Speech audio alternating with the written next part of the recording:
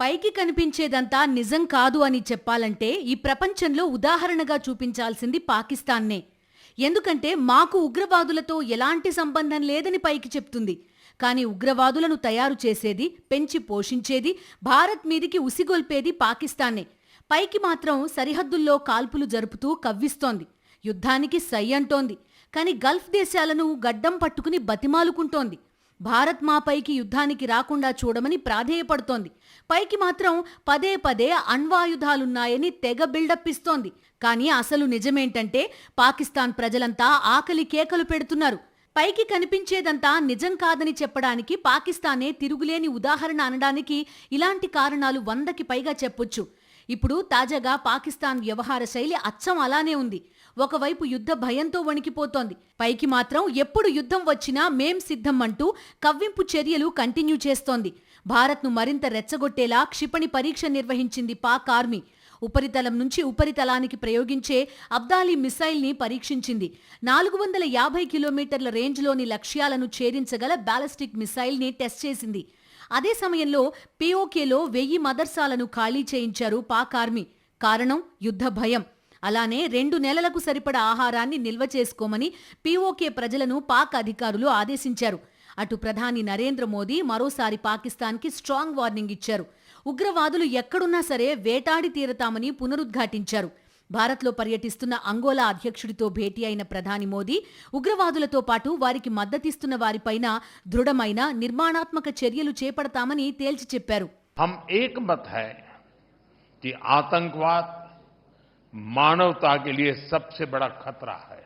पहलगाम में हुए आतंकी हमले में मारे गए लोगों के प्रति राष्ट्रपति लॉरेंसो और अंगोला की संवेदनाओं के लिए मैं उनका आभार व्यक्त किया.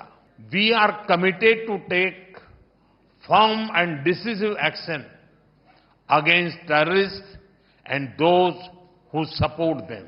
We thank Angola for their support in our fight against cross-border terrorism. సరిహద్దుల్లో కాల్పులు జరుపుతూ కవ్వించడం, క్షిపణి ప్రయోగాల పేరుతో హడావుడి చేయడం, మరోవైపు సైలెంట్ గా ప్రపంచ దేశాల కాళ్లు పట్టుకుని యుద్ధం చేయకుండా భారత్ని నిలువరించమని వేడుకోవడం. పహల్గాం ఉగ్రదాడి తర్వాత నుంచి పాకిస్తాన్ డైలీ డ్యూటీ ఇదే అయిపోయింది. అయితే అసలు పాకిస్తాన్కి నిజంగా భారత్తో యుద్ధం చేసే స్థాయి, లేక భారత్ యుద్ధానికి దిగితే నిలువరించే శక్తి ఉన్నాయా అంటే 100% లేదని చెప్పాలి. ఆర్థికంగా తీవ్ర కష్టాల్లో ఉంది పాకిస్తాన్. ఇప్పుడు భారత్తో కొద్ది రోజులు యుద్ధం చేసినా మళ్లీ కోలుకోలేనంత ఆర్థిక సంక్షోభంలో కూరుకుపోవడం ఖాయం. ఇదిగో ఒకసారి ఈయన్ని స్పష్టంగా చూడండి. ఈయన పేరు జుల్ఫికర్ అలీ భుట్టో, పాకిస్తాన్ మాజీ ప్రధానమంత్రి. ఈయన ప్రధానమంత్రిగా ఉన్న సమయంలోనే పాకిస్తాన్ భవిష్యత్తుని ఊహిస్తూ, అంటే ప్రస్తుత పరిస్థితిని అంచనా వేస్తూ ఒక స్టేట్మెంట్ ఇచ్చారు. తిండి లేకపోతే గడ్డి తినైనా బతుకుతాం, అవసరమైతే ఆకలితో మాడుతాం, కానీ అణ్వాయుధాలు మాత్రం తయారు చేసి తీరతామని నాడు జుల్ఫికర్ అలీ భుట్టో ఇచ్చిన స్టేట్మెంట్ ఆ దేశంలో ఆయన్ని హీరో చేసింది. కానీ చివరికి ఏమైంది? పాకిస్తాన్ దగ్గర ఇప్పుడు అణ్వాయుధాలున్నాయి, కానీ తినడానికి తిండి మాత్రం లేదు.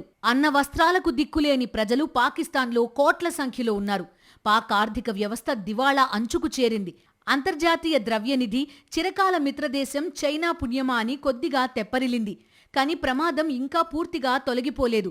ఇలాంటి స్థితిలో భారత్తో స్వల్పకాల యుద్ధం చేసిన పాక్ ఆర్థిక వ్యవస్థ నిండా మునగనుంది. పాకిస్తాన్ ఏర్పడిన తర్వాత అభివృద్ధి మీద బానే దృష్టి పెట్టారు. 70వ దశకం వచ్చేసరికి దక్షిణాసియాలో మంచి ఆర్థిక స్థిరత్వం కలిగిన దేశాల్లో పాకిస్తాన్ కూడా ఒకటిగా ఉండేది. ఆర్థిక నిర్వహణ నుంచి వ్యవసాయం, పారిశ్రామికాభివృద్ధి ఇలాంటి కీలకమైన అంశాలపై ఫోకస్ పెడుతూ వచ్చింది. కానీ ఇప్పుడు పరిస్థితి ఏంటి?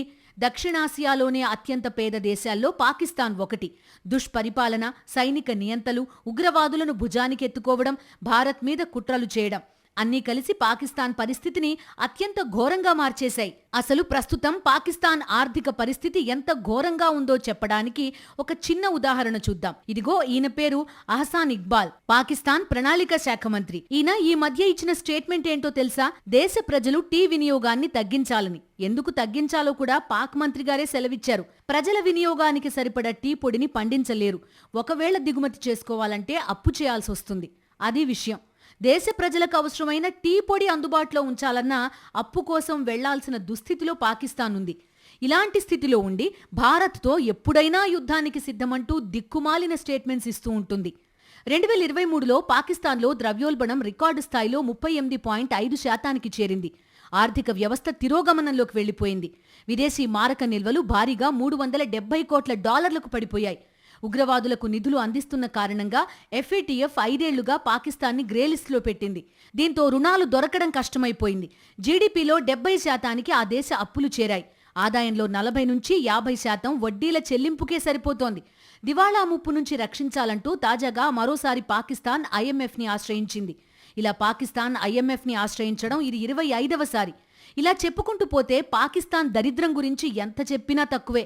ఇంత ఘోరాతి ఘోరమైన స్థితిలో దేశం ఉంటే అభివృద్ధి మీద దృష్టి పెట్టకుండా భారత్ మీద ఉగ్రమూకలను వదలడం మీద దృష్టి పెడుతూ వచ్చారు పాకిస్తాన్ పాలకులు. ఇప్పుడు పాకిస్తాన్ అంతు తేల్చడానికి మోదీ ప్రభుత్వం సిద్ధపడడంతో ఎప్పుడు ఏం జరుగుతుందో అని అల్లాడిపోతున్నారు. పాకిస్తాన్ని అన్ని రకాలుగా చావుదెబ్బ కొట్టడం మీద దృష్టి పెట్టిన మోదీ ప్రభుత్వం మరో అటాక్ ఇచ్చింది. పాక్తో అన్ని రకాల దౌత్య సంబంధాలు తెంచుకుంది. పాక్ నుంచి వచ్చే దిగుమతులపై నిషేధం విధించింది. దేశ భద్రత, ప్రజా విధాన ప్రయోజనాల దృష్ట్యా ఈ నిర్ణయం తీసుకున్నట్టు కేంద్ర వాణిజ్య మంత్రిత్వ శాఖ తెలిపింది. పాకిస్తాన్ నుంచి మన దేశానికి రవాణా అయ్యే అన్ని ఉత్పత్తులకు ఈ నిషేధం వర్తిస్తుంది. భారత్, పాకిస్తాన్ మధ్య వాణిజ్యానికి ఉన్న ఏకైక రవాణా మార్గం అటారీ వాఘా సరిహద్దు. ఇప్పటికే దాన్ని మూసేసిన సంగతి తెలిసిందే.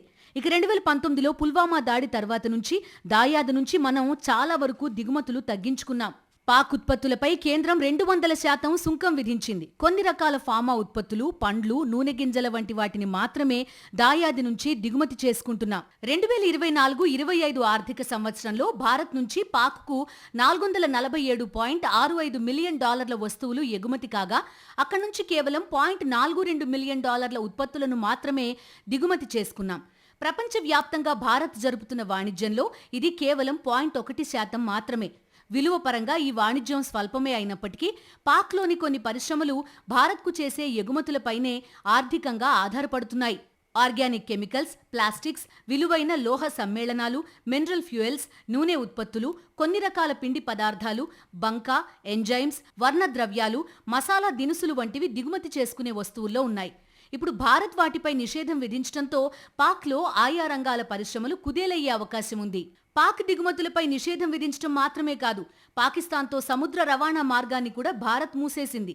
ఆ దేశ జెండాతో ఉన్న ఓడలు భారత పోర్టుల్లోకి రాకుండా కేంద్రం నిషేధం విధించింది. మర్చెంట్ షిప్పింగ్ చట్టం 1958లోని 411 సెక్షన్ ప్రకారం ఈ నిర్ణయం తీసుకుంది. ఈ ఆంక్షలు తక్షణమే అమల్లోకి వస్తాయని వెల్లడించింది. అటు భారత ఓడలు కూడా పాక్ పోర్టుల్లోకి వెళ్లకూడదని స్పష్టం చేసింది. సింధు నదీ జలాల ఒప్పందం రద్దు నుంచి మొదలు పెడితే పాకిస్తాన్ని కోలుకోలేకుండా చేసే నిర్ణయాల మీదే మోదీ సర్కార్ ఫోకస్ పెడుతూ వచ్చింది. అలానే ఫైనాన్షియల్ స్ట్రైక్స్ కూడా మొదలుపెట్టింది. ఇక ముష్కర దేశం మీద చేయాల్సింది సర్జికల్ స్ట్రైక్సే. పాకిస్తాన్కి కూడా భారత్ మెరుపు దాడులు చేస్తుందని ఖచ్చితంగా తెలుసు కాబట్టే ఒకవైపు భయపడుతోంది, మరోవైపు POKలో ప్రజలను హెచ్చరిస్తోంది. అయితే పాకిస్తాన్ మీద భారత సైన్యం విరుచుకుపడడాన్ని చూడ్డానికి 145 కోట్ల మంది భారతీయులు ఎదురు చూస్తున్నారు.